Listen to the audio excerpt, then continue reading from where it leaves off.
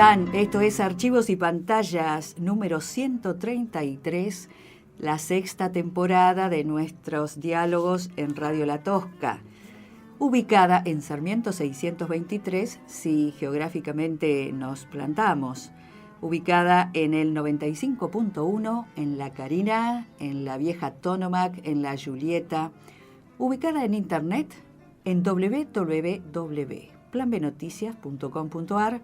A la derecha de la pantalla hay un icono de la Radio La Tosca, haces clic y nos escuchás estés donde estés. Archivos y Pantallas, ciclo 2017. Muchas gracias, saludamos a Nicolás Pérez, que está en la operación técnica. Mi nombre es Irene Meca y daremos cuenta de las peripecias, alternativas, surrealismos, obviedades que se generan a partir de reclamos para acceder a las imágenes que el Canal 3 de La Pampa, entre comillas, Canal 3 público, genera.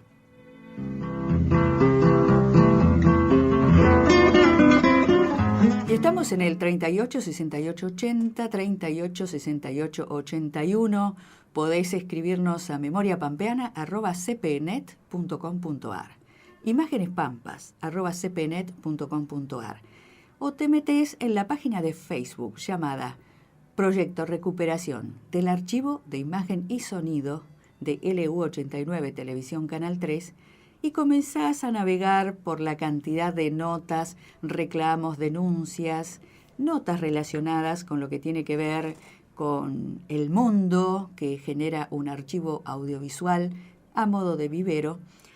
Digo, te metés y comenzás a preguntarte por qué, con 33 años de democracia, un canal público sostenido con dineros públicos que captura imágenes, sí sesgadas, sí miopes, sí desde un lugar de televisión, de una línea del partido político de turno, ¿por qué razón esas imágenes que se capturan no están disponibles para todo el mundo? Los maestros de la epopeya del riego pertenecen a esta lejanía y dialogan con los chicos de la Orquesta Infantil y Juvenil de Toay.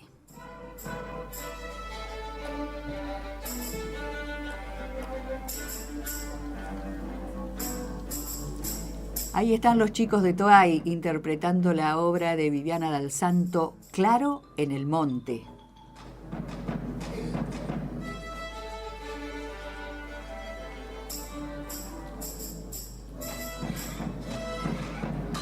Los dirige Darío Gijena, el maestro Darío Gijena, y saludamos a esos chicos y hacemos la dedicatoria de este Archivos y Pantallas 133. Vamos a dedicar este Archivos y Pantallas para Victoria. Es una joven que está por terminar el colegio secundario y a la vez toca el violín. Hermosa persona que ama el arte, pero se dedicó a la música, o se piensa dedicar a la música, mejor dicho. Y bueno, pero Victoria también tiene un contexto. Siempre encontramos que los chicos a los que les dedicamos los Archivos y Pantallas, los chicos y las chicas, tienen contextos favorables en su casa, en su hogar, entre sus amigos. En este caso, la mamá de Victoria ama el canto y canta precioso. El papá de Victoria ama el canto y canta de un modo espectacular, semejante voz que tiene Roberto. Y el hermano de Victoria también aprendió un instrumento musical y participaban de las orquestas infanto-juveniles. No sé si ahora lo hacen. Pero para Victoria, el Archivos y Pantallas 133.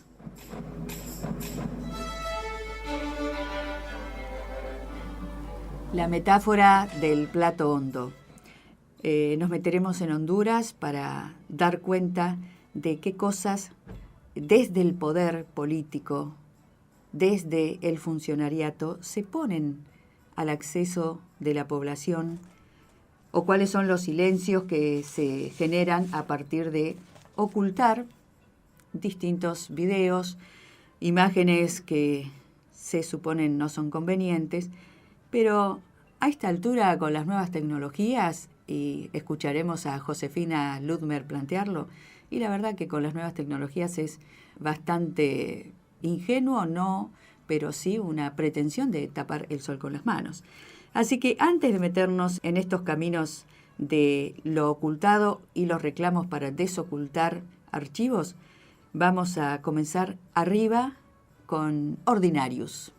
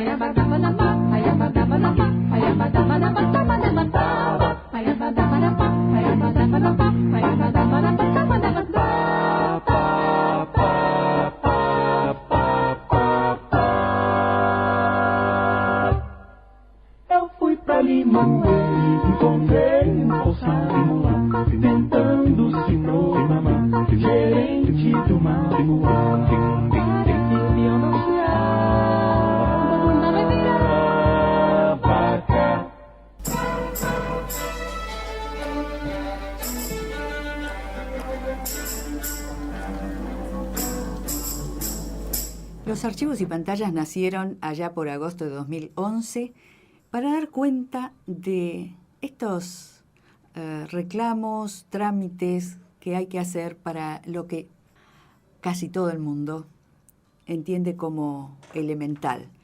Cada vez que hago un experimento de contarle a algún vecino o vecina de cualquier que pertenezca a cualquier sector social y en cualquier actividad, de contarle, hay un canal público que no pone al alcance de todo el mundo las imágenes, las respuestas en general son ¡qué barbaridad!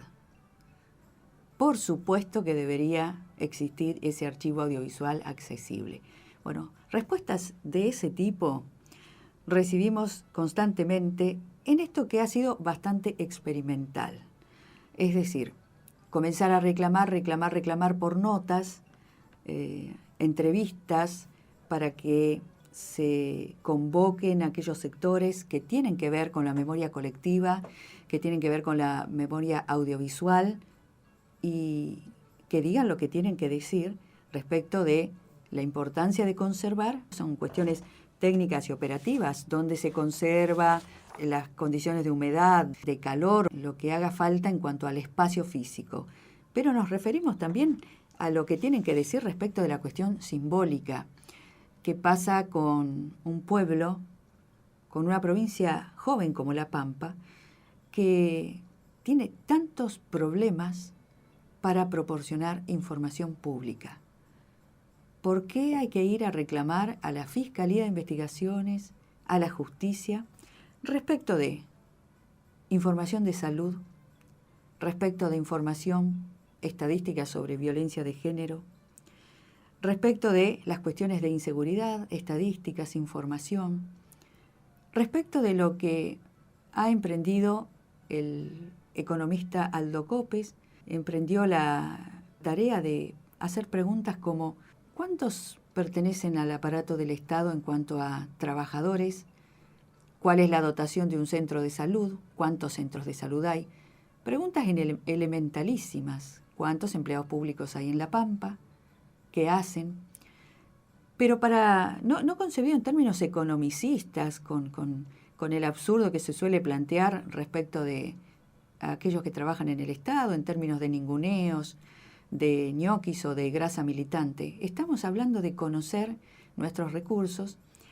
Entonces ha sido bastante experimental nuestro trabajo, sencillo, la transcripción que hemos hecho de los videos para demostrar que no es una tarea imposible, que es una tarea perfectamente viable, no es cara. Transcribir los videos, enterarnos de qué contenido tienen y transcribirlos a un formato que todo el mundo pueda consultar. Bueno, eso que lo planteamos y que todo el mundo entiende que es bastante elemental en democracia, no ha conseguido el interés de los poderes públicos, ni el interés del Ejecutivo, ni el interés del Legislativo, a donde duerme un proyecto desde el 2011, un proyecto basado en el proyecto Recuperación del Archivo de Canal 3. Digo que el Ejecutivo no ha tenido interés en escuchar respecto de la memoria colectiva y hacer estas convocatorias en audiencias públicas, porque hemos pedido audiencias en todos los niveles.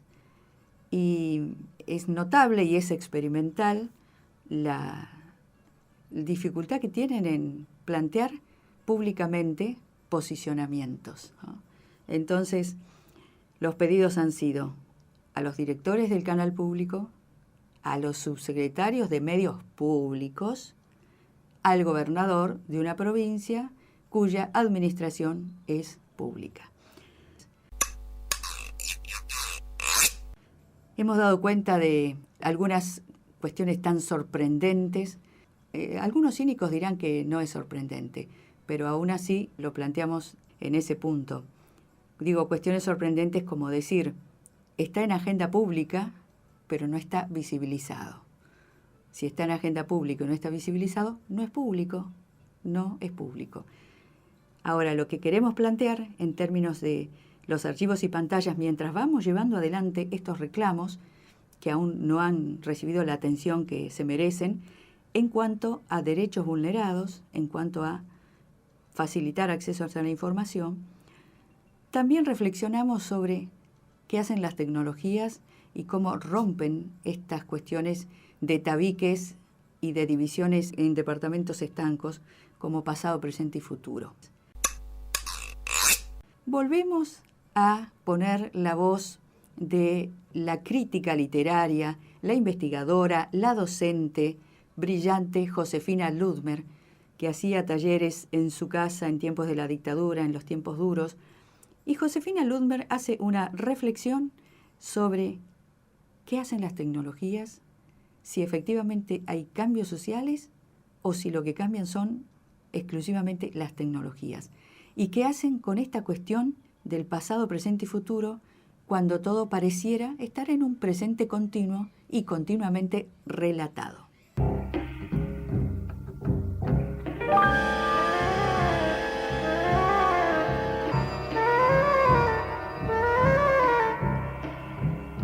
¿Seguís pensando que en la literatura de los últimos años esto se sigue viendo absolutamente o de repente también hay un vislumbre de un futuro posible? Yo considero que lo de ahora es lo post. O sea, lo post de algo importante que ya sucedió, que estamos viviendo en una era post, ¿no? Y eso implica que esa posterioridad que define al presente haga que el pasado esté constantemente operando, ¿no? el recuerdo del pasado, la nostalgia del pasado, cuando había futuro, porque en el pasado había futuro. Claro. En el presente no hay futuro. O sea, uno imagina ahora el futuro como un presente perpetuo.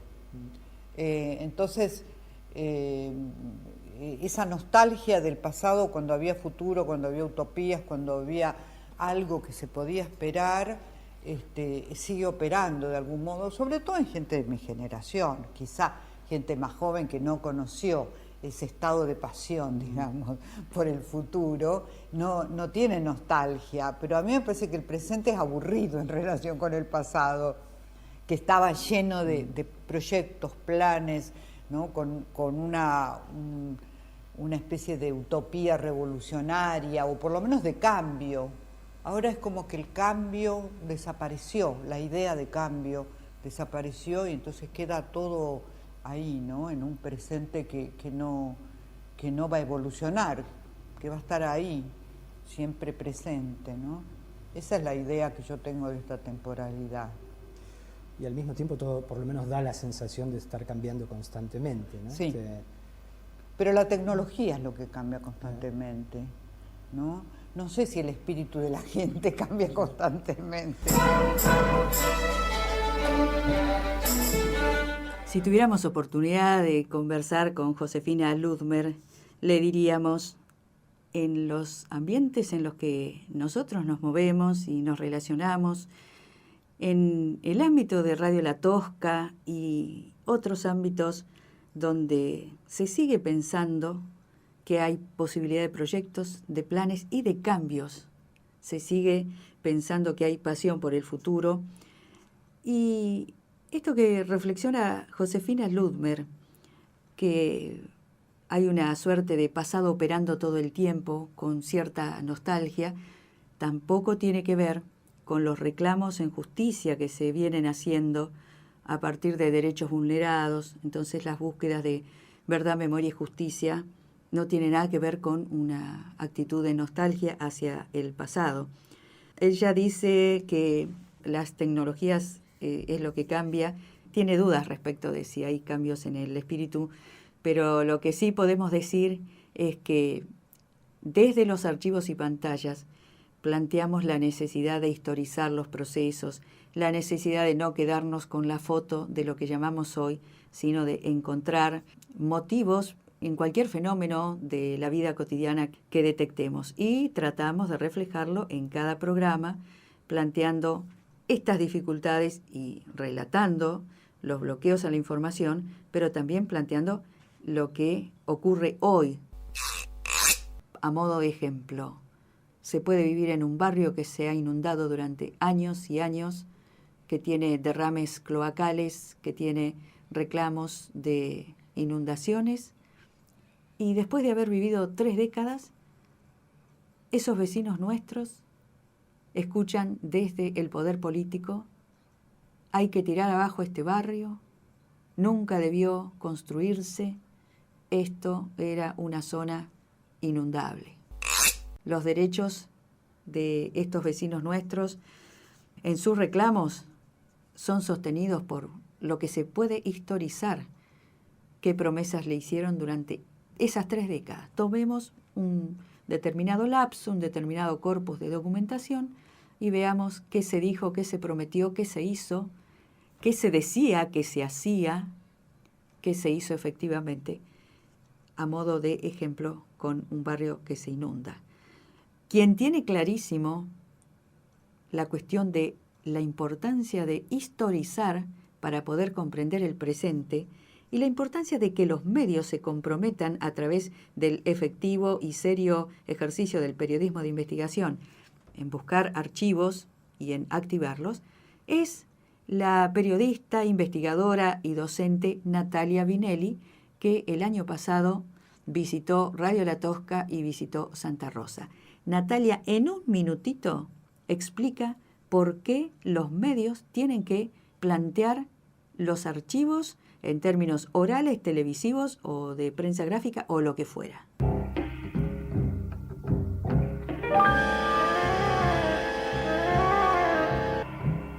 La televisión televisión hegemónica en general trabaja la noticia desde el puro presente. En este sentido es que cuando pensamos la televisión alternativa, la pensamos con criterios de contrainformación, la búsqueda y la preocupación está centrada por devolverle la historia a los procesos, a no llegar a la cobertura y a la realización de la noticia en el momento en el cual se produce una protesta, sino en la cobertura que implique poder contar cuáles son las razones que motivaron esa protesta, pero no solamente esa protesta puntual, la historia de todas las cosas que fracasaron antes, que llevaron a que finalmente haya que realizar una protesta, porque si no, digamos, la lectura que viendo los medios de comunicación parecería que las protestas a veces son porque uno tiene ganas de salir a protestar. Y eso cambia por completo, plantea otra mirada, plantea otra subjetividad, otra manera de entender el mundo, y también por eso pensamos que es tan importante la defensa del 33% de la comunicación sin fines de lucro, y dentro de esto obviamente la participación de medios comunitarios y el trabajo que se viene realizando a través de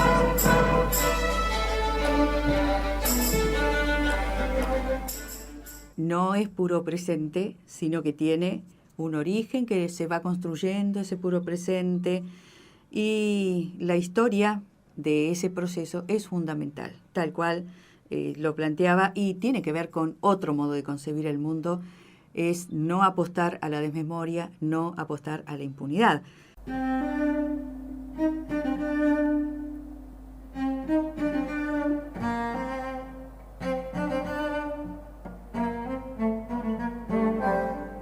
Tenemos otro clarísimo ejemplo. Hay una historia del discurso político y hay una historia de las contradicciones en el discurso político. En un minuto lo planteó también activando archivos que tienen que ver con la democracia, que tienen que ver con la justicia, con la administración de justicia. En un minuto lo planteó Luis Zamora, responsable del movimiento hacia el socialismo y abogado de las Madres de Plaza de Mayo. Activó en un minuto los archivos histórico-políticos y reflexionó sobre esta cuestión de un discurso político que a la mañana puede sonar de una manera, a la tarde puede sonar de otra en función de las encuestas. Y eso es bastante parecido a lo que llamamos travestismo político.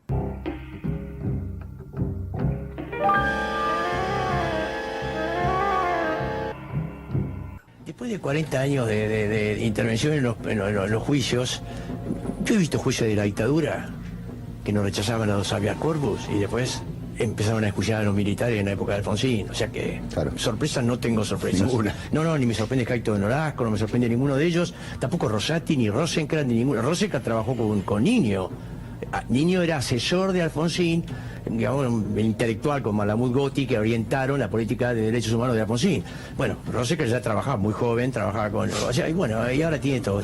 Pero decir, miren, el alegato de ESMA, que estamos desde hace años, este es el tercer tramo, tercero o cuarto, depende de cómo se compute, de ESMA, alegamos, y en un momento un militar, Acosta, que lo citó recién Silvestre, dijo, pero ¿cómo fallos de la Corte que declaran que no hay cosa juzgada, que el indulto ahora es constitucional, pero había habido una Corte, la Corte menemista que dijo que era constitucional, y la Corte actual que dice, ¿cómo cree? Bueno, efectivamente, la degradación institucional de la Argentina, la podredumbre institucional de la Argentina es profunda. La degradación institucional. Usted tiene un fiscal, como Estracera, que era fiscal, que nos cerraba los habeas corpus en la época de la dictadura, decía no está detenido, así que rechazaba, pedía a los jueces que rechazaran los habeas corpus, y después fue el fiscal del nunca más, etcétera. O sea que los saltos en eso hemos visto de todo.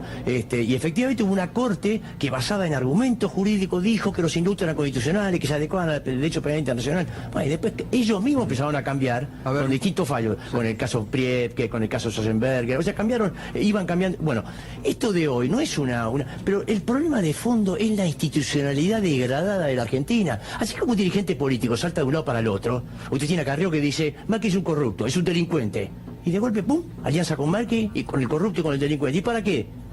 Le dicen a Carrió, y Carrió dice para defender a la República, con el corrupto y el delincuente. Bueno, usted tiene a Carrió que dice, Macri es un corrupto, es un delincuente, y de golpe, pum, alianza con Macri y con el corrupto y con el delincuente. ¿Y para qué? le dicen a Carrió, y Carrió dice para defender a la República, con el corrupto y el delincuente. Bueno, entonces, ¿cómo Hayton de Nolasco le va a sorprender que cambie un fallo? Pero sí hemos visto presidentes, de todo hemos visto, que cambian todo.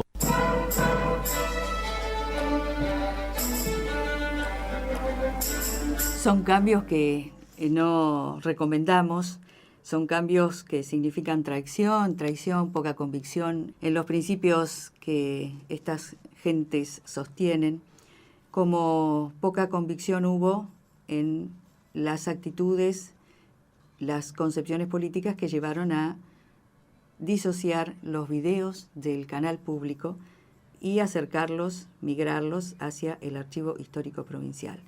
Esto es en el Pago Chico, ese vacío institucional que deplora Luis Zamora, que lo relaciona con la podredumbre y con los saltos, las incoherencias, las contradicciones. Lo hemos visto aquí en el canal público, en las lógicas, en las prácticas políticas que se han llevado adelante, que han empobrecido ese canal público a partir de obsecuencias hacia la línea política del partido gobernante, en este caso pejotismo, en sus líneas internas. Y estamos recordando que hace 15 años esos videos fueron, digamos, migrados por un lado y por el otro se obturó la posibilidad del acceso a las imágenes que se contenían, que se estaban convirtiendo de modo precario, pero voluntarista, y finalmente se estaba conociendo cuáles eran los contenidos de esos videos. Fue 2002 el hito, hace 15 años, que marcó esa decisión del director del canal con la que era responsable de cultura, en ese caso era Dirección de Cultura, Nicoletti Durango. Ese acuerdo significó una promesa, un horizonte que finalmente a 15 años lo que se ve no han respondido por ese error gravísimo de disociar documentos de una determinada institución de ella misma. En 2002 los videos, se dijo, serían enviados al lugar ideal donde se comenzaría a hacer un cambio de soporte conforme a determinados presupuestos que se irían consiguiendo. Por un lado, se decía lugar ideal porque tiene espacio, tiene recursos humanos y se dedica a archivar. Muy bien. Eso en apariencia podía ser razonable, pero está desaconsejado por toda la ciencia archivística. Los archivos tienen que estar en la institución que los genera, que les da sentido. Eso por un lado, el lugar ideal. Por el otro, la promesa. Habrá un archivo de imagen y sonido que será orgullo del pueblo pampeano. Bueno, pasaron 15 años. Esto relacionado entonces con las concepciones de impunidad, de participar de la función pública con determinados actos, sin la conciencia que se está trabajando con documentos públicos, que cualquier responsable que llega a un área se hace cargo del personal, de los objetos, de los bienes de esa institución y de la memoria de esa institución. En ese caso, por eso ponemos en el aire los dichos de Luis Zamora, porque es alguien que ha padecido, que ha luchado y sigue luchando por accesos a los archivos, accesos a la información, esto es, accesos a los archivos de la dictadura. Si tenemos tiempo vamos a leer la información de cómo se irán abriendo a la información de aquellos familiares de desaparecidos que soliciten información. Esto es una información que ha salido en los últimos días, originada en la Conferencia Episcopal.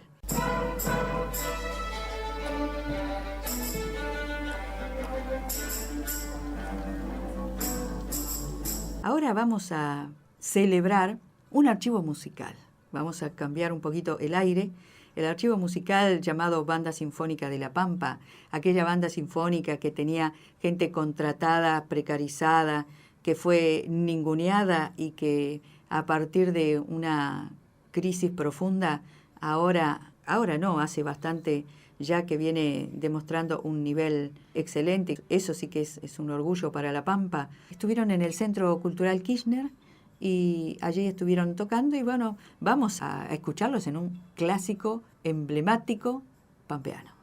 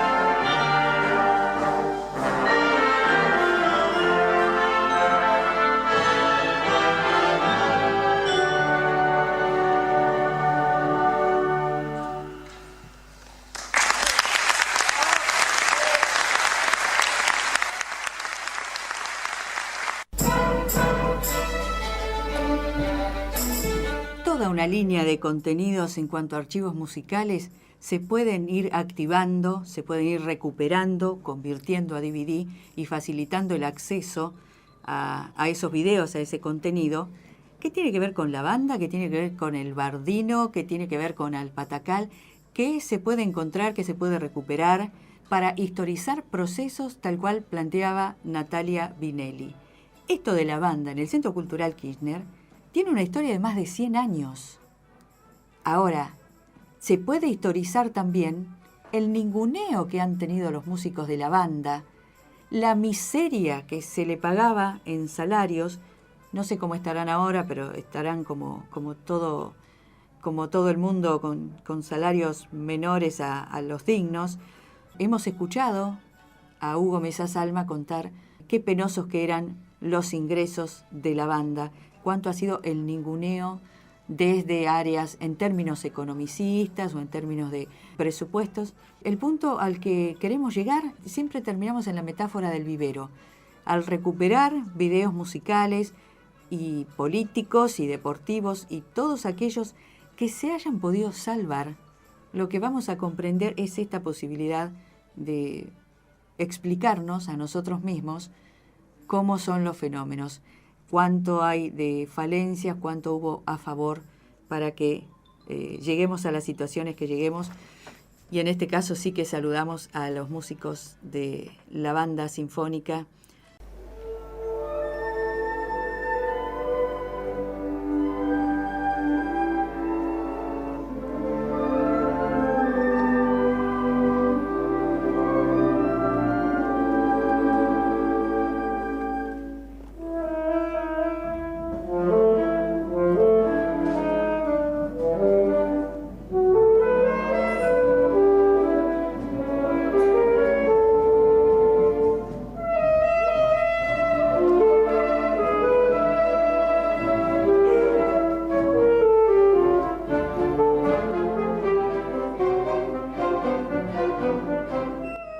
Queremos activar otro archivo. Siempre saludamos al gran pianista y director de orquesta que no está viviendo en La Pampa, está viviendo en Estados Unidos, Jorge Parodi, brillante pianista y concertista. Hay imágenes de Jorge Parodi, pero no están accesibles a todo el público, a los chicos que estudian piano, a los chicos que estudian en el CREAR, que estudian en diferentes lugares expresiones artísticas. Planteo a Jorge Parodi no por una cuestión personal, sino como paradigma de alguien que tuvo un contexto favorable para desarrollar su vocación, su pasión. Él lo explica. La pasión supongo que viene de la profesionalidad, ¿no? Hacer las cosas bien llevan a un progresivo entusiasmo para mejorar y además hacer las cosas bien cuando a uno le gusta. Me gusta la música clásica porque me gusta. No sé, definir un gusto es con una causa lógica no es definitivamente coherente. Me gusta, sé que me interesa por ese tipo de música por sobre cualquier otra. No elimino ninguna, ¿no? Pero para hacer como una actividad, esa música es la que me fascina. Tiene una variedad, un encanto, una responsabilidad muy especial. Es una forma de hacer arte, o mejor dicho, el arte en música, ¿no? Y la creatividad, el vuelo que se logra con este tipo de música, la música clásica es muy, muy alto. Por eso me gusta. ¿Cuáles son tus sueños con este tipo de música? Soñar se sueña mucho. Habría que ver hasta dónde vamos nosotros, ¿no? Es una cuestión de sueños en la realización. Composición me gusta. Dirección de orquesta también. Canto y dirección de coro y lo que fuera. Todo me gusta, el piano por supuesto, ¿no? Uno avanza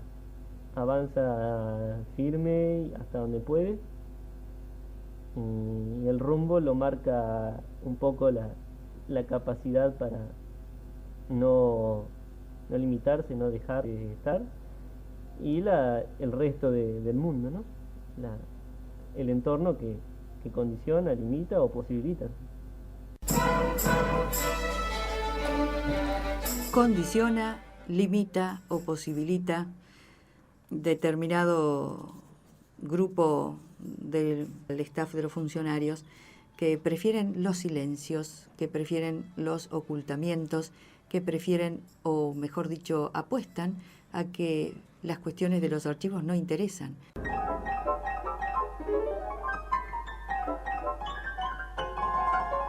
Podríamos imaginar a los docentes del CREAR tomando estos videos, organizando debates con los alumnos respecto de cómo se concebían las cuestiones estéticas y musicales hace más de 2 décadas. Y bueno, ahí está Jorge Parodi ahora dirigiendo una ópera y planteándolo de qué se trata el entorno. Jorge Parodi fue uno de los privilegiados de recibir clases con el maestro Alfredo Klut, que siempre estuvo preocupado porque los sectores más vulnerables, como los niños que estaban alojados en la escuela hogar, accedieran a la música. Él fue el responsable de uno de los coros de niños más hermosos que tuvo La Pampa en los años 60 con los chicos de la escuela hogar. Un tipazo que ganó una beca para estudiar como pianista en Francia, no fue y se preguntó, ¿por qué no fui? Por el coro de los niños del hogar escuela, el hogar escuela que ahora tiene una instalación militar. Vamos a escuchar la voz de Alfredo Klut.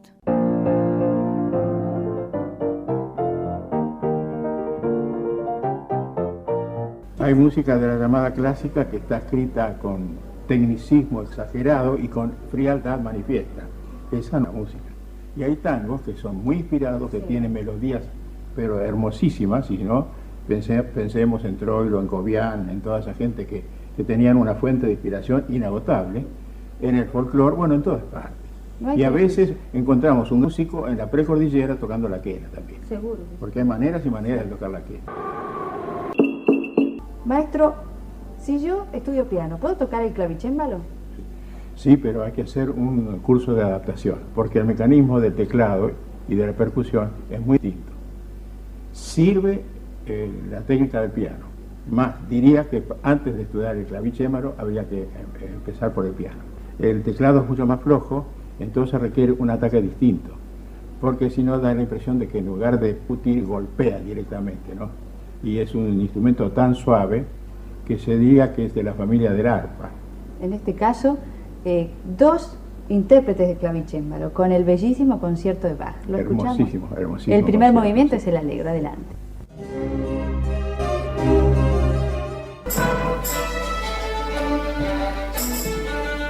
No hay tiempo para el concierto de Bach en este momento, pero lo que tratamos de plantear es activar estos archivos. No es una cuestión nostálgica, tiene una dimensión político y económica, además de la cuestión estética y musical de altísimo valor y educativa desde ya también, ¿no? Entonces, lo que activan estos archivos es formas de enseñanza, formas de abordaje de la música, pero queremos que se comprenda en términos políticos. Estos archivos tienen imágenes. Estas imágenes dan cuenta de lo que ha sido parte del desarrollo musical y cultural en La Pampa. No están al acceso del público. Vamos a escuchar a Eduardo Sacheri, que se pregunta, ¿es escritor? El escritor de con las películas que han tenido tanto éxito, El secreto de tus ojos. Y Eduardo Sacheri cuenta qué tuvo que ver, que estudió historia, que enseñaba historia con la escritura y con la posibilidad de ir contando y armando historias que también después se pueden convertir en una película en imágenes.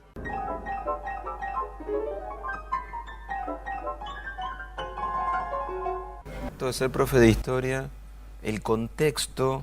En general mis personajes son de acá a la vuelta, pero lo que pasa en el país aparece. Mi 2001, ¿qué fue? Una pelopincho en el patio de mi casa, tirándole agua a mi hija que era un bebé y pensando cómo le iba a dar de comer a esta chica. Ese fue mi 2001. Cuando vos empezaste a estudiar historia, ¿ya escribías? No, yo leía. Empecé cuando estaba ya terminando mi licenciatura, a los 27, 28 años, y sin la menor intención de convertirme en un escritor de ficción. O sea, mi cabeza, yo me imaginaba un futuro de escribir ponencias para congresos y artículos científicos para mis colegas. ¿Y qué pasó? Me pareció un mundo muy asfixiante y muy chiquito y muy endogámico y muy sin conexión con el entorno. Y en cambio escribir ficción me pareció un juego liberador y catártico, sin otra intención que hacerlo. Fueron varios años de mandar cuentos a la radio, como 4 años de eso antes del primer libro. Fue toda una profesión que se fue dando, pero nació de un ejercicio de libertad. Y si porque le fue bien pierdo la libertad, deja de tener sentido. Enseñanza de la historia, estudio de la historia, docencia y la posibilidad después de convertir a los personajes del barrio donde uno vive, los personajes de todos los días, en un guión y que se constituyen en películas que también, evidentemente, tal cual él plantea, tienen trasfondo y tienen contexto para comprender la realidad. Traemos a cuento lo de Eduardo Sacheri para plantear otra vez la dimensión política y económica de los archivos, porque hemos planteado los archivos musicales en Isla Verde, en la localidad pequeña, que podría ser una localidad asfixiante, aburrida a lo mejor, y no para nada convertida en una caja de resonancias musicales a partir de uno de los jóvenes, Luis Isaías, que estudiaba trompeta y que después dijo, ¿por qué no hacemos un festival en Isla Verde, festival de bronces, de música con bronces? Y después vino la película. ¿Por qué no hacemos una película con todo el movimiento que se genera en el pueblo? Esos son los viveros que tratamos de contagiar y de comunicar a partir de que se organice algo que no es para nada inviable. Un archivo de un canal público con un espacio de conservación física y otro espacio de consulta, un espacio simbólico y concreto de acceso a las imágenes. Es momento de escuchar a una de las responsables de nuestra cortina musical, pero en este caso como compositora y pianista, realizando un fragmento de una trilogía, Paz en el patio, Furia y Tristeza. En este caso, Viviana Dal Santo, Paz.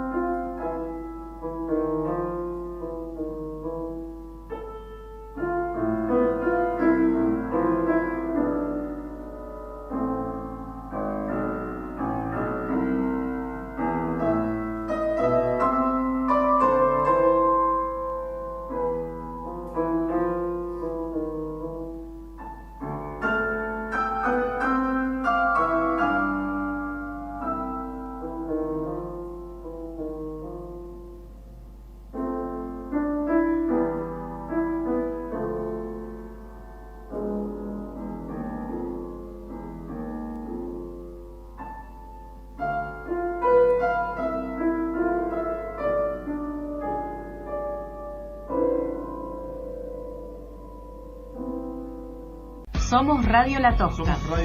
95.1. Voces cooperativas en el aire de Santa Rosa. Porque tenemos que decir. Corre el diario. Asociación Mundial de Radios Comunitarias. AMARC, Argentina.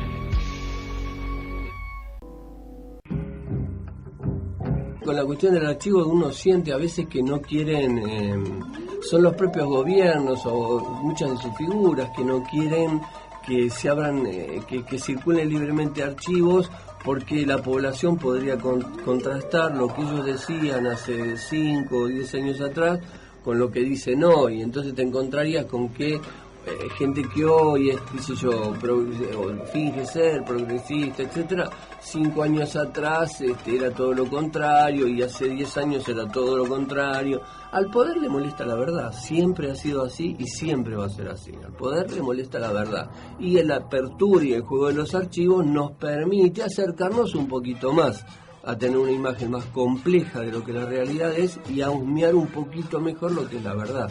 Y a muchos tipos no les interesa que nosotros veamos la verdad. Si no hay acceso a la información, es un amontonamiento de papeles. Claro, hablando específicamente del archivo. El sentido del archivo lo da el acceso, entonces. Cumple el ciclo, digamos. Exactamente, porque se reúne, se conserva y se brinda. Palabras concentran el quehacer archivístico.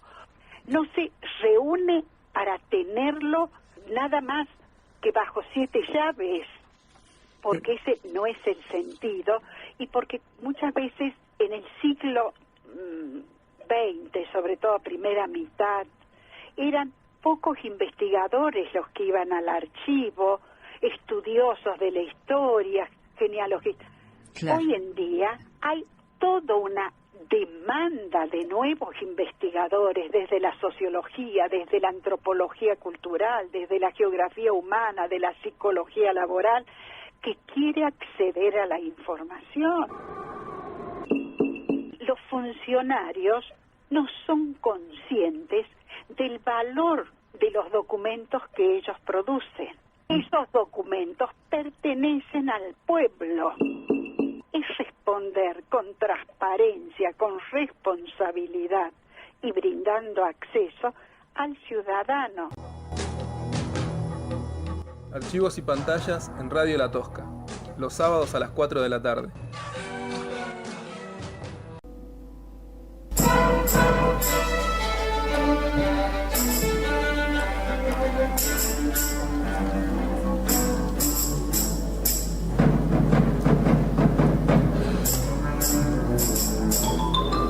Archivos y pantallas, ciclo 2017, preguntándonos, por un lado, cómo acceder a mayor información pública, cómo acceder a los archivos, y por el otro lado, confrontando con el presente más puntual, por ejemplo, mirando la provisión de alimentos para el hospital público, nuestro hospital Lucio Molas, y enterándonos de alguna información que uno de los buscadores de información pública, como Aldo Copes, que ya hemos compartido sus preocupaciones por hacer preguntas elementalísimas y estructurales respecto de qué se hacen con los recursos. Bueno, vamos a preguntarle al doctor Edgardo Gijena, que trabaja en el área de terapia neonatal en el hospital, que ha sido invitado a los archivos y pantallas y que ha reflexionado sobre los tabiques a la información y el impacto profundo de injusticia que tiene en los términos de tratar determinadas problemáticas. Edgardo, ¿estás ahí? ¿Qué tal? Buenas tardes, muchas gracias por la invitación. Telefónica, pero invitación al fin. La invitación está hecha desde hace mucho tiempo, activo un archivo, está hecha desde hace mucho tiempo a visitar Sarmiento 623, Edgardo.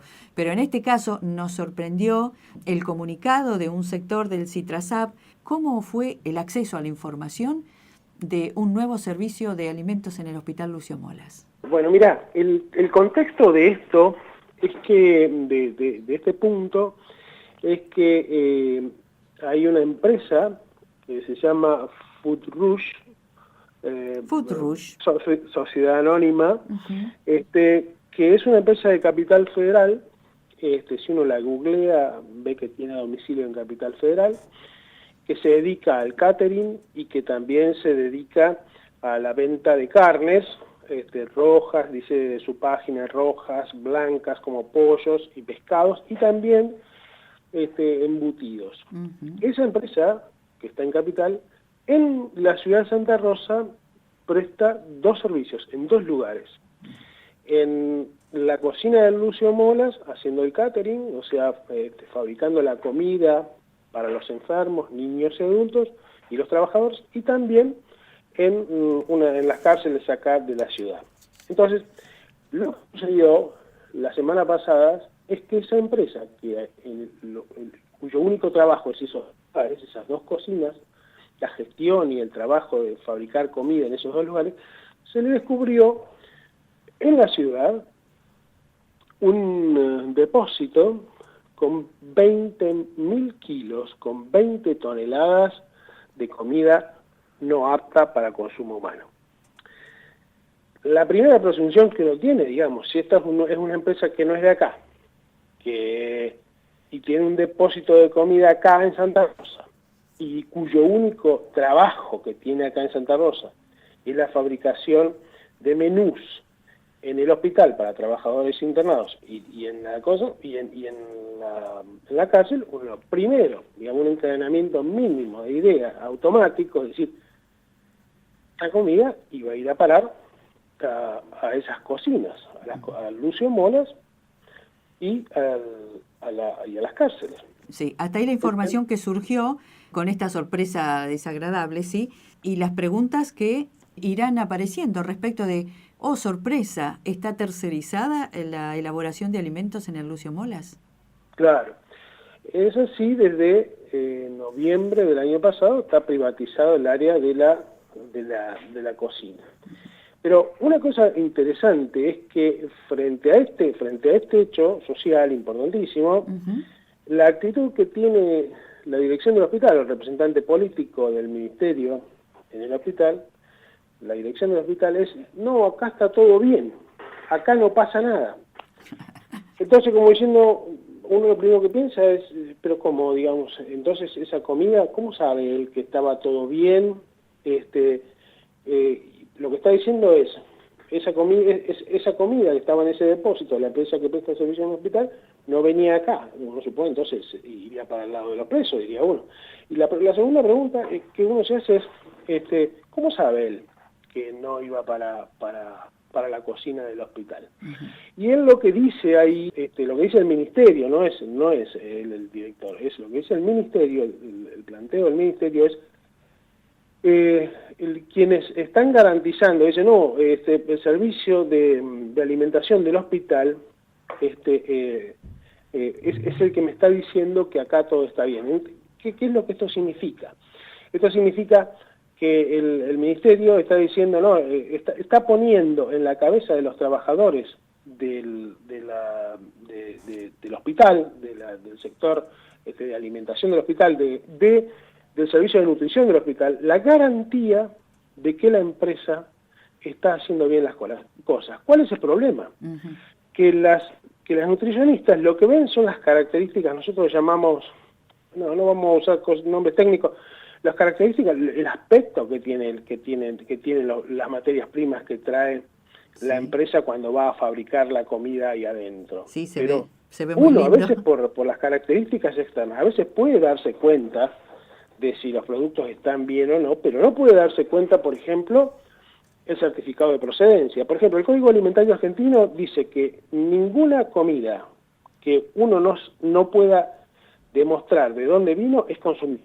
Vos sabés, por ejemplo, ves un lomito de cerdo y lo ves hermoso, pero no sabés no sabés.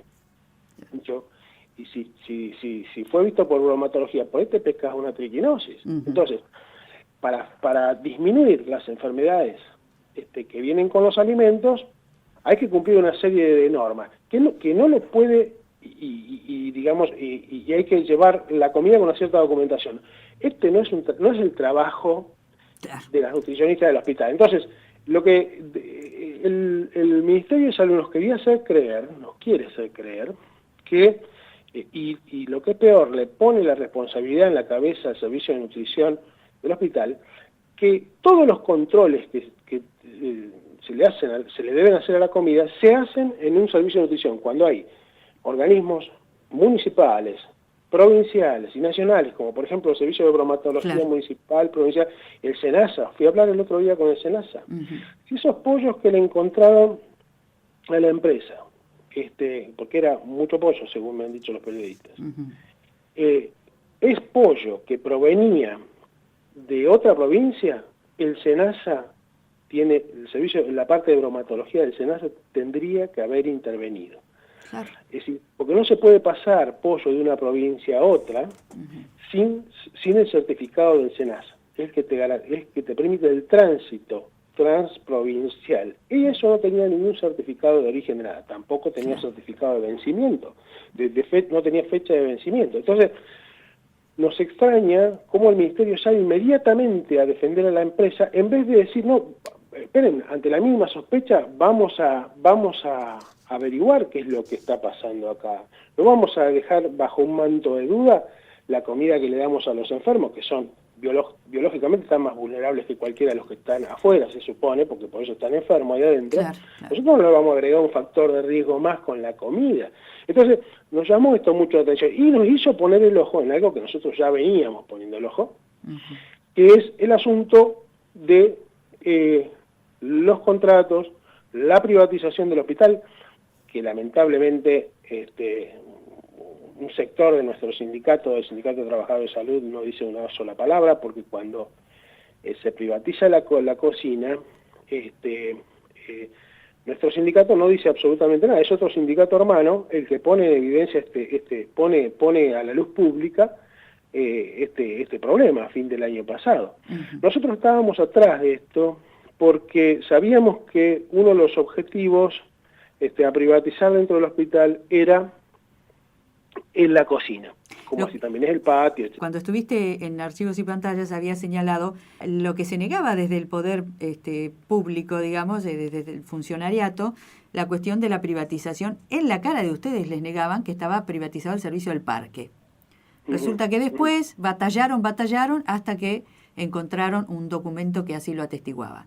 Entonces, tal cual. Se avanzó en esa lógica, ¿no? Privatizadora, no solo el parque, sino la cocina en el ámbito de la salud pública, ¿sí? Sí, y aparte también, por ejemplo, lo que ya está hace años es el asunto de la limpieza del hospital, digamos, también. Que habían quedado algunos reductos públicos que los borraron.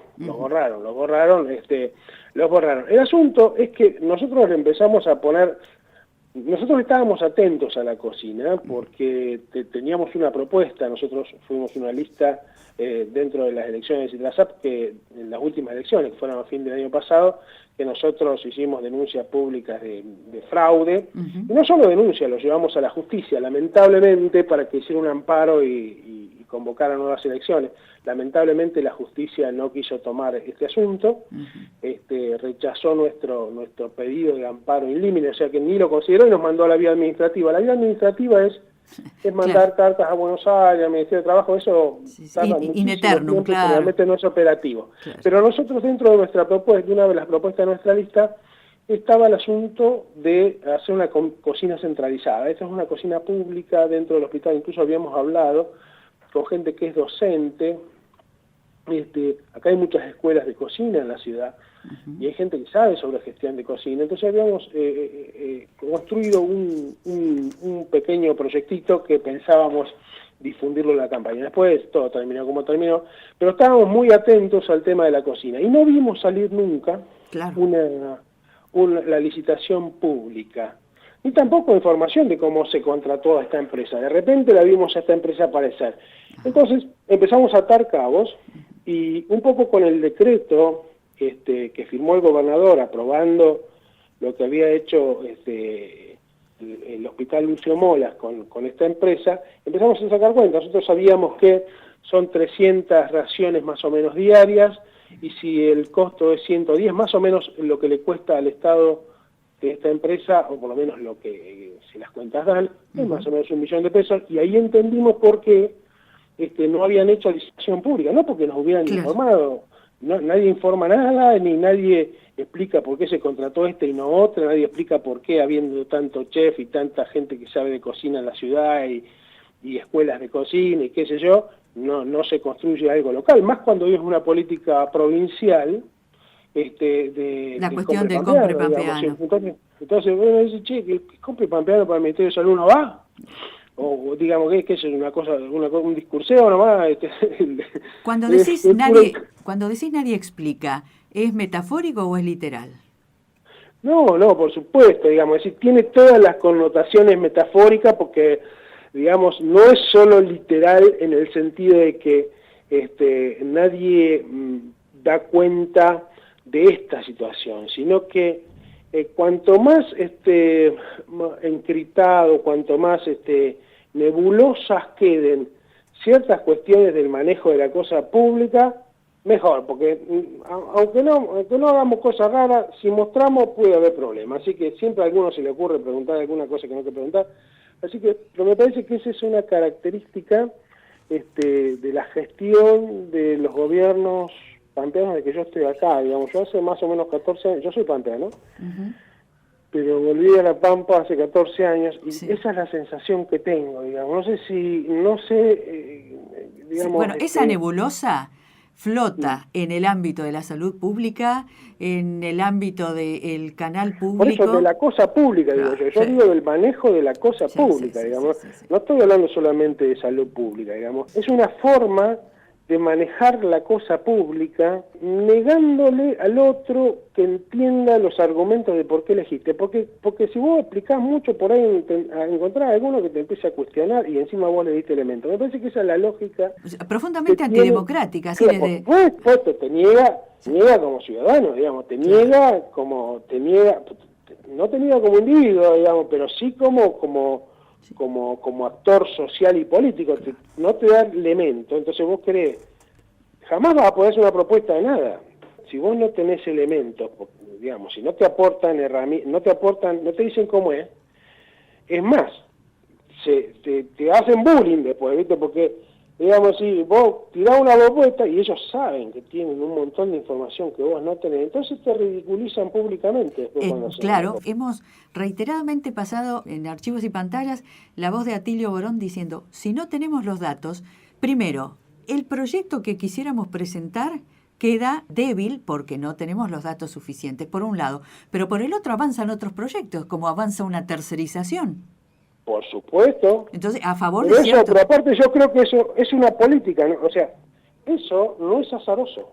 En la provincia, para mí, es una opinión, para mí no es azaroso. Claro que no es azaroso. Digamos, primero hay temor, no hay confianza, porque, digamos, si hay confianza en la gente, digamos, y vos confías en tu organización, ¿cómo es que después no podés liderar un proyecto más colectivo? Y tenés que esconderlo, tenés que aportar pocos elementos para que los demás no puedan construir. ¿Por qué necesitas eso, digamos? Entonces, es una cosa, y en realidad acá no es solamente un problema, en mi opinión también, no es solamente un problema el que conduce. Es un problema... Bueno, que se naturaliza, evidentemente, claro, se naturaliza, sí. No, pero aparte de la oposición política, que no alcanza a construir nada alternativo, de nosotros como ciudadanos pampeanos, que no podemos, digamos, también quedamos encerrados en eso que nos plantea el poder político que está gobernando, el poder político de turno. Damos saltos algunas veces, digamos, yo creo que lo que se logró con el movimiento que sacó a tierra en la ciudad fue un salto de la cosa ciudadana, más allá del rol que juegan los partidos, pero ahí nos quedamos, digamos, no se pudo seguir desarrollando eso, digamos, no se pudo, digamos, mezquindades de los partidos que no dejaron que toda esa gran fuerza social se construyera en una opción realmente diversa, política diversa. Yo te agradezco muchísimo lo que estás planteando porque lo vinculo con las preguntas del economista y el investigador Aldo Copes, preguntándole al director de personal, ¿me puede usted dar la información respecto de cuántos somos? Ni de casualidad te la va a dar. Y es más, te digo más, y encima te va a culpar a vos de que no te la da porque vos se lo preguntaste mal.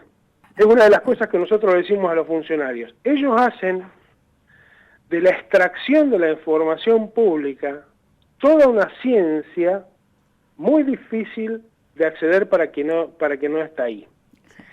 Entonces, después, cuando vos querés pedir la información, tiene tanto vericueto, está en tantos estantes que vos desconoces y desconoces cómo pedirlo, no sabés en el lugar donde pedirlo, y a veces sabés el lugar pero no sabés cómo pedirlo, entonces te dan una información sesgada o no te la dan, entonces y encima te terminan responsabilizando a vos.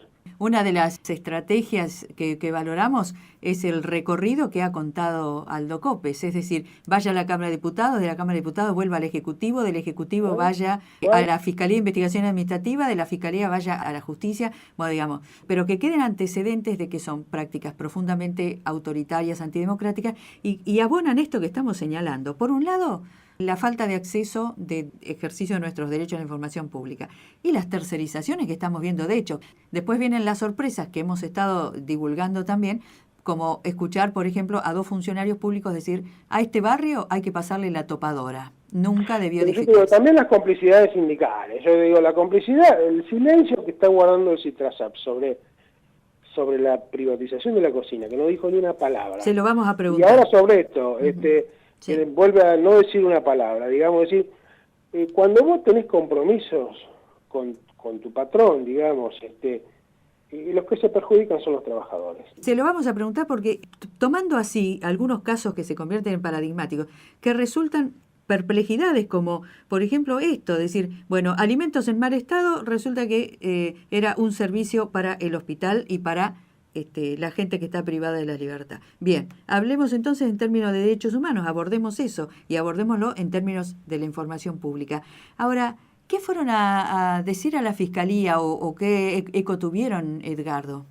Bueno, la verdad es que el fiscal, en líneas generales, ¿no? O sea, viéndolo de una perspectiva más general, ha jugado papeles importantes, porque en una provincia, no es una provincia, sino capaz que es un modelo político, yo no sé, después habrá que ver, pero digamos, donde todo está tan encriptado, donde todo está tan tapiado, donde todo está tan protegido, conseguir cosas, información y poder accionar para que los rumbos de la política sean otros y beneficien a los trabajadores, no es fácil, no es fácil.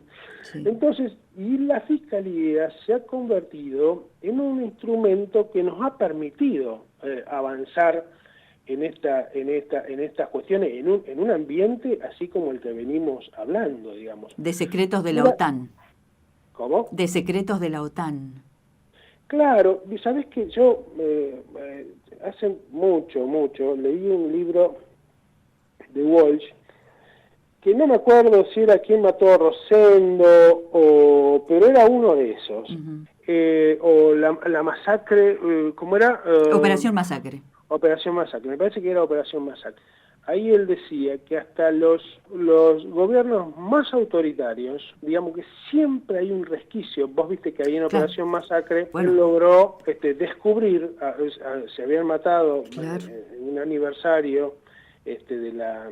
Sí, de los fusilamientos de León Suárez, claro. Claro, bueno, pero para poner el contexto para quien no lo conoce, es digamos, en un aniversario creo que era un aniversario, o en un momento hubo un grupo justicialista después del golpe a Perón que pretende hacer una pequeña como restaurar a Perón en el poder, digamos, y bueno, la dictadura que lo había derrocado a Perón descubre esto y fusila a un montón de trabajadores en las afueras en el Gran Buenos Aires. Esto estaba todo en secreto y bueno, empieza a investigarlo Walsh y va accionando a través de la justicia. Y él ahí lo que dice es que hasta los gobiernos más autoritarios tienen resquicios por donde vos te les podés meter institucionalmente. ¿Esto qué quiere decir?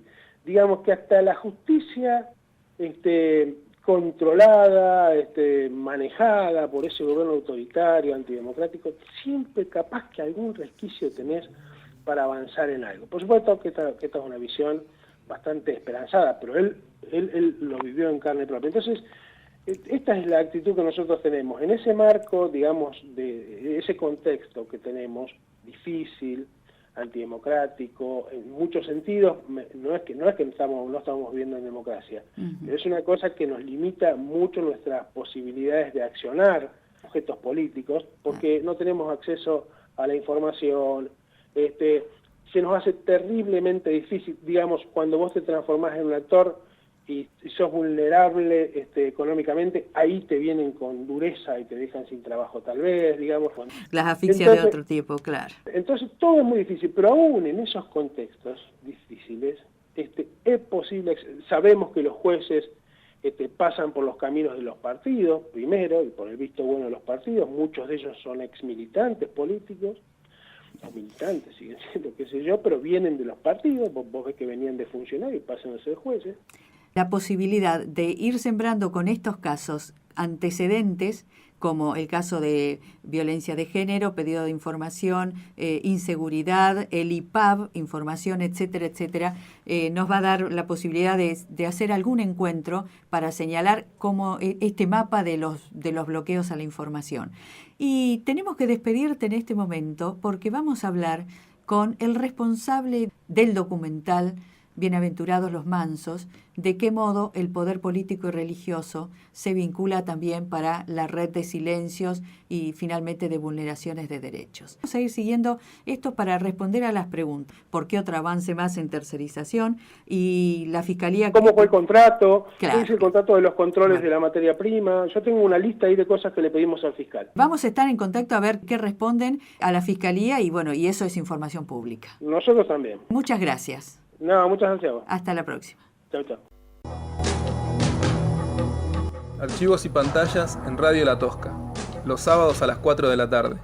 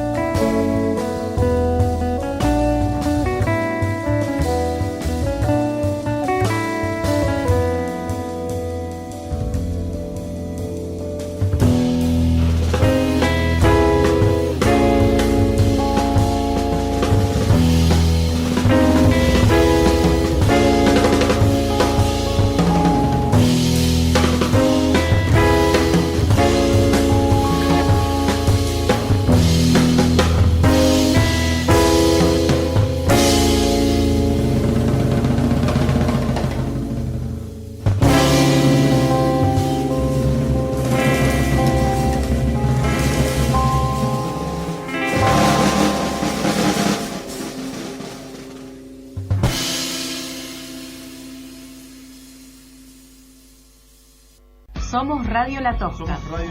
95.1. Voces cooperativas en el aire de Santa Rosa. Porque tenemos que decir. Corre el diario. Asociación Mundial de Radios Comunitarias, AMARC, Argentina.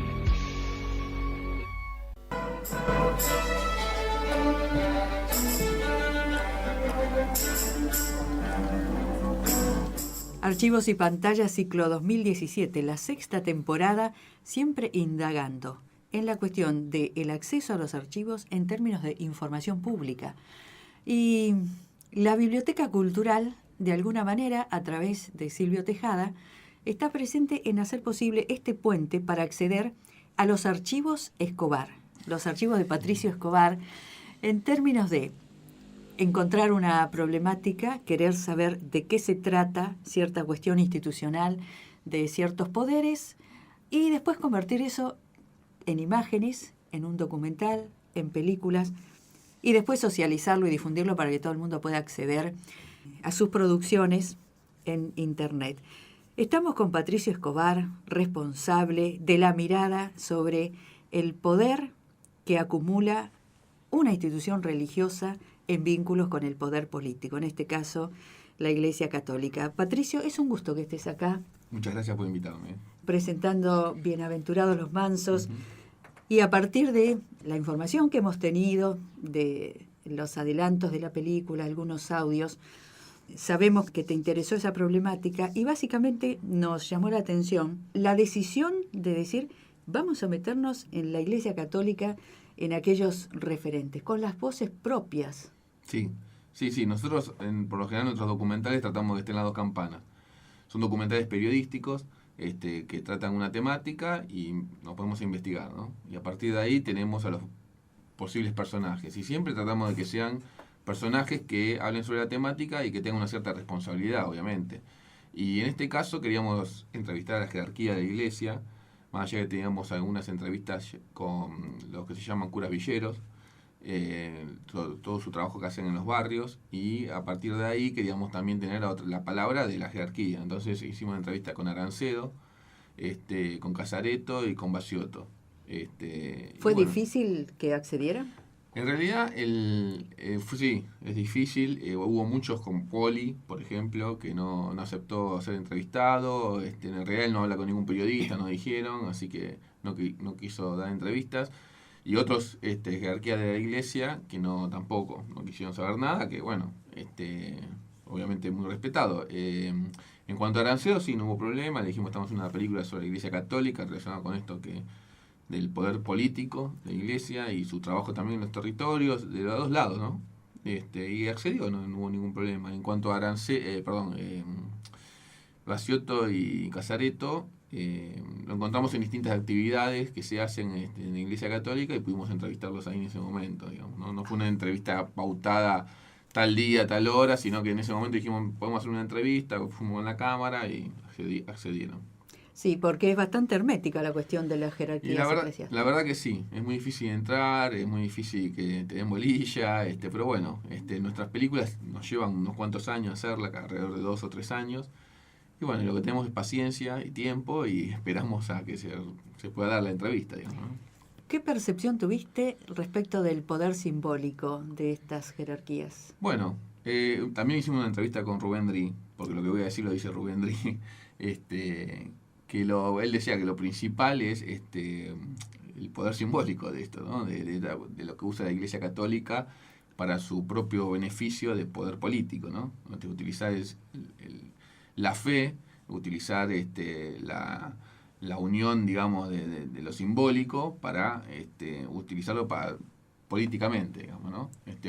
Nosotros en la película no cuestionamos ninguna cuestión de la fe, cada uno puede creer en lo que quiera. Pero políticamente para tener privilegios concretos, claro, que otros grupos no tienen, y esto es así.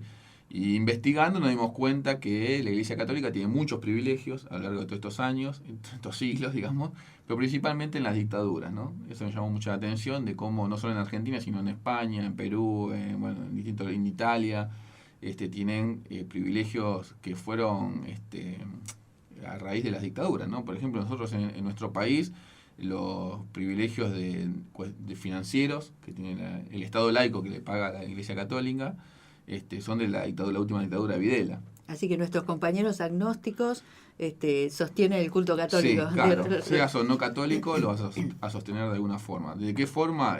Pagando los sueldos a los obispos, a los curas, a los seminaristas, viajes, valijas diplomáticas, tienen todo unos privilegios como si fueran jueces de la nación, digamos, ¿no?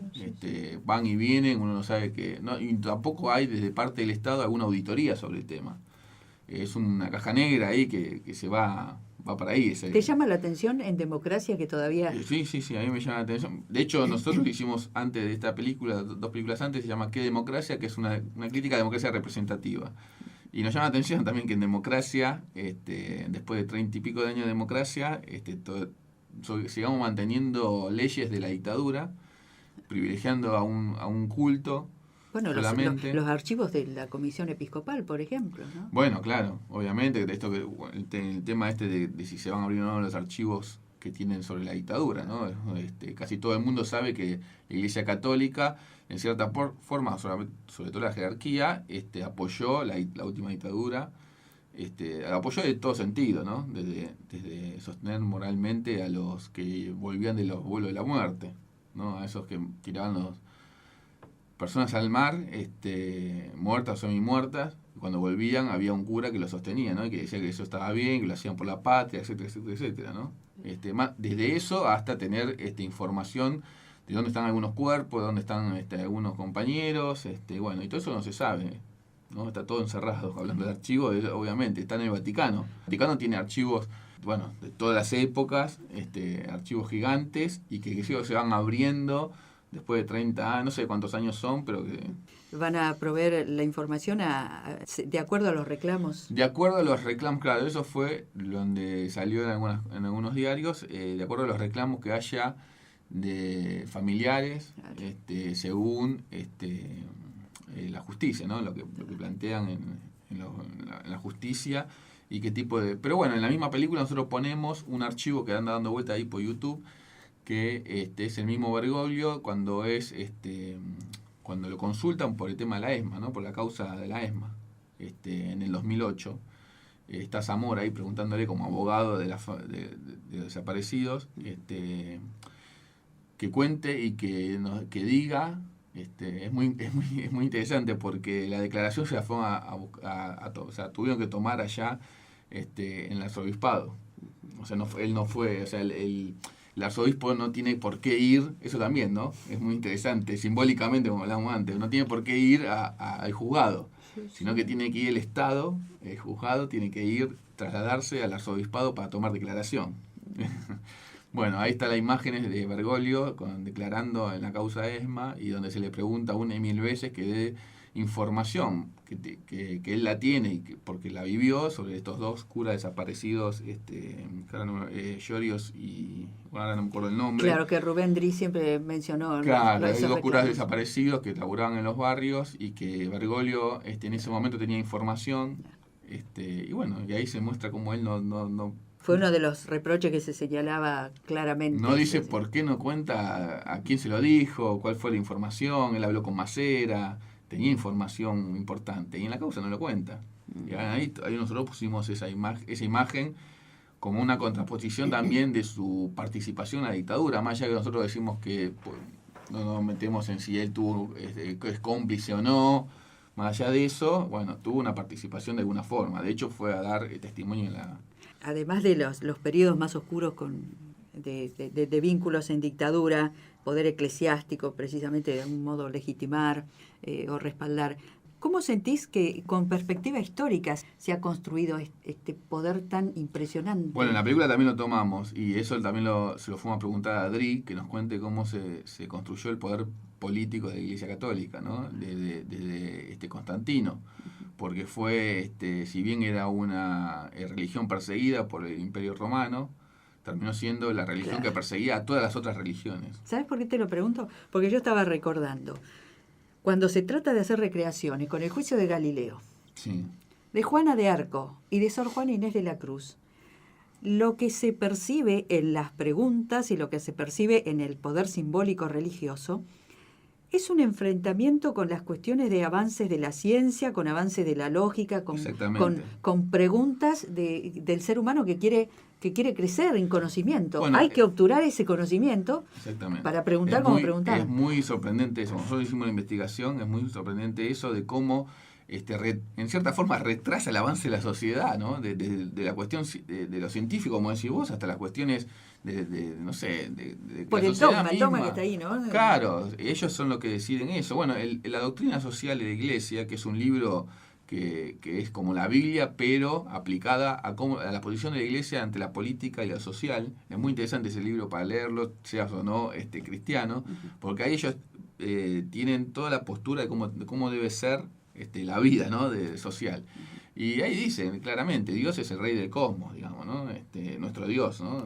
Es el rey del cosmos y Él tiene toda la verdad y no se lo puede discutir, y bueno, como todo dogma, digamos, ¿no? Y le dio América al rey de España. Claro, exactamente, y eso también lo mostraron en la película, cómo comienza con Constantino y toma toda la cuestión territorial, porque es muy importante la cuestión territorial que gana la Iglesia Católica en esa época. Y que hoy lo seguimos padeciendo de alguna forma, ¿no? Porque hay un montón de territorios que pertenecen a la Iglesia Católica porque lo ganaron, entre comillas, con las invasiones, digamos, ¿no? Las cruzadas en aquel momento, en Europa, la espada y la cruz en Europa, y después en América, cuando se hace esta invasión a América, donde rompen todo tipo de otro tipo de religión. Yo creo que la Iglesia Católica es una de las religiones que no soporta otro tipo de religión de otra competencia, digamos, ¿no? Sobre todo en aquel tiempo. En aquel tiempo era arrasar con todo. De hecho, hablamos con Bosca, que es del Opus Dei, pertenece al Opus Dei, y él nos decía, bueno, pero la Iglesia Católica y el Estado argentino siempre, desde sus comienzos, así que eso es, todos somos católicos, todos eran católicos, ¿no? Todos eran católicos porque hubo una matanza y una destrucción de las otras religiones atroz. O sea que nosotros no tenemos memoria, pero si nos podemos investigar, fueron así como Juana de Arco, a todos, hogueras, empalamientos, o sea, bueno, torturas por doquier en nombre de Dios, ¿no? Bueno, fíjate que los cuestionamientos, cuando viene la Reforma, Lutero tiene que huir para que no lo prendan fuego. Exactamente. Bueno, ahí se muestra muy bien de que no se discute nada y que queda todo más o menos igual. Lo que nos contaba Adri también, que hay ciertos momentos que la Iglesia Católica, sobre todo en las últimas épocas, tiene que empezar a ayornarse porque empieza a perder poder. Y el principal poder, y donde más se pone nervioso la Iglesia Católica, cuando pierde dinero, digamos, ¿no? Con todo lo que es cuestión de la pedofilia, está perdiendo mucho dinero y bueno, cuando en la época, ¿por qué surgen los tercermundistas, ¿no? Los curas del tercer mundo? Surge en el Concilio II cuando se hace un poco más abierta la Iglesia Católica, pero no lo hace por una cuestión de querer abrirse, digamos, por un planteo interno, no, se abre por una cuestión estratégica política, ¿no? De abrirse a lo que estaba pasando en el mundo, ¿no? Que era el Mayo francés, la Revolución cubana, distintas cosas que iban pasando en el mundo que los 60 le estaba pasando algo a la Iglesia Católica, que estaba muy encerrada en sí misma y que, bueno, se daban, era en latín, ¿no? El latín y el no acceso a las fuentes bíblicas. Exactamente, era todo muy cerrado. Bueno, ahí trataron de abrirse un poco más y lo que dice Dries, se le escapó la tortuga, dice, porque ahí aparecimos nosotros, ¿no? Los curas del tercer mundo. Y después con Juan Pablo II lo destruyó todo eso. Destruyó todo lo que tenía que ver esos brotes de tercermundistas y que fueron muchos que hoy que han estado presos, que han estado clandestinos en la época de la dictadura, eran tercermundistas, ¿no? Pero pudiste ver, a pesar de esos intentos de apertura, ¿pudiste percibir la distancia entre la jerarquía y lo cotidiano? Bueno, eso es lo que tratamos de mostrar en la película. Creo que es lo que tratamos de hacer, ¿vio? Uno cuando después espectador tiene sus propias condiciones del mundo que hace que cambien algunas cosas, pero bueno, nosotros mostramos el trabajo en las villas, digamos, que hacen los curas villeros y que están muy muy alejados de las jerarquías, y yo les pregunto, ninguneados por la jerarquía, ninguneados obviamente, y que a su vez, por un lado ninguneados y por otro lado es como que son los que le dan el lavado de cara a la Iglesia Católica, son los que le dan esta cuestión de caridad a la Iglesia Católica, ¿no? Son ellos. Porque hace mucho laburo en el barrio. Obviamente hace mucho laburo en el barrio por el Estado. El Estado provincial o el Estado nacional le brinda muchas posibilidades, ¿no? Abrir un servicio de odontología en la isla Maciel, por medio del cura Villero que está ahí, Francisco, Paco le dicen, claro. Hacer un montón de actividades en el barrio, que él mismo lo está pidiendo y laburando con los estados. Sí, pero digamos, un compromiso, ¿no? Muy Pero de la iglesia misma no le baja nada a él, ni un peso, absolutamente nada le baja, ¿no? Y lo dice tranquilamente. Yo cuando le pregunto, ¿no sentís una cierta contradicción de pertenecer a una institución en la cual, por un lado, hacen una cosa y por otro lado... Y bueno, él dice, y está en la película, él dice, bueno, a mí eso no me interesa, yo creo en Dios, creo en Jesucristo y quiero llevar a mi gente, llevarle estas enseñanzas, ¿no? Entonces, como que separa un poco, qué sé yo, ¿no? Cada uno tiene su posición dentro de la institución o afuera, ¿no? En este caso el cura Villero están dentro de la institución. Sí. Lo mismo que le pasa al cura tercermundista, uno lo pueden preguntarle, porque son un marxismo. ¿Cómo se hace un marxismo dentro de una iglesia católica? O sea, es un problema político e ideológico que no se logró resolver, no creo que se resuelva, pero bueno. Bueno, cuando vos planteaste la cuestión del poder institucional y la sacralización del dogma, ¿no? Esa cosa de que esto no se discute, esto no se puede plantear. Bueno, que tiene que ver con esos bloqueos al conocimiento, ¿no? Esa falta de vinculación. Me pareció importante también preguntarte si al abordar esta cuestión política de vínculos con la dictadura, de alguna manera se atravesaron las cuestiones de la vida y la muerte, de la justicia del otro, salió la identificación con el otro, que es la cuestión más pura del cristianismo, sí. No, bueno, en cierta forma la cuestión con el otro... Sí, con los curas Villeros, supongo. Sí, con los curas Villeros sí, pero la cuestión, ahí está el tema, la cuestión con el otro, ahí vos lo pusiste, es un... La Iglesia Católica, bueno, también está dividido, obviamente, ¿no? En cuanto a las jerarquías, y que nosotros vamos hablando de la jerarquía como si fuera un ente, no. Está muy presente, digamos, ¿no? Está muy presente y hacen toda una... aplican toda una cuestión de poder social, político y de lobby en leyes que no todos somos católicos, o hay otras religiones, otros cultos que se separan completamente. Está en la Constitución esto de que la Iglesia Católica va a estar sostenida por el Estado laico. Eso habría que debatirlo como sociedad, creo yo, ¿no? De por qué entonces no existe un otro para la Iglesia Católica, para la jerarquía no existe un otro, son ellos, digamos, ¿no? Es como piensa la doctrina social la que tiene que aplicarse en la cuestión política. Tenemos que terminar en el aire, Patricio, pero si tuvieras un ratito más, tengo por lo menos 2 preguntas después que las grabaremos aparte, respecto de la cuestión estética y de la construcción del ritmo de la película, el documental. Después lo insertaremos en un especial y también, digamos, la cuestión personal, ¿no? Esos involucramientos para decir, bueno, estos aspectos de la realidad, ¿no? Que es democracia, la cuestión de la crisis. Pero estamos encantados de que hayas venido y hayas compartido esto. Muchas gracias, Patricio. Te agradezco el espacio. Sí. Y bueno, como te decía, la película va a estar en la semana que viene, la vamos a subir a internet, así que la van a poder ver todos y la van a poder disfrutar. Y la idea nuestra es subirla en buena calidad, que se pueda bajar, que las películas queremos que sean debate, una herramienta de debate. Así que para eso la subimos y estaría bueno que la vea y la pueda compartir, ¿no? Sí, pero fuiste a un núcleo que va a disparar muchísimos debates, muchísimos... Ojalá puede ser la idea. Seguramente que sí. Gracias, Patricio.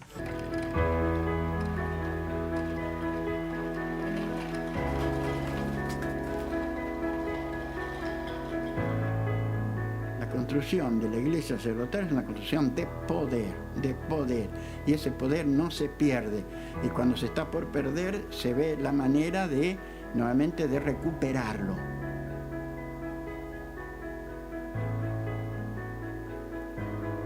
Lo que hicieron las dictaduras fue formalizar por decreto los privilegios de la iglesia.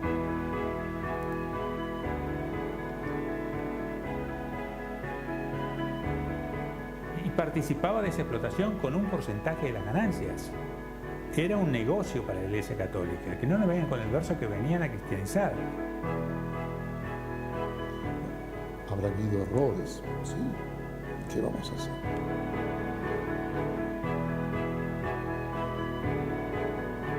La Iglesia está inserta en las estructuras capitalistas, ¿no? Ahí está Jesucristo y ahí está el Espíritu Santo, porque es muy claro por qué una institución puede vivir 2000 años.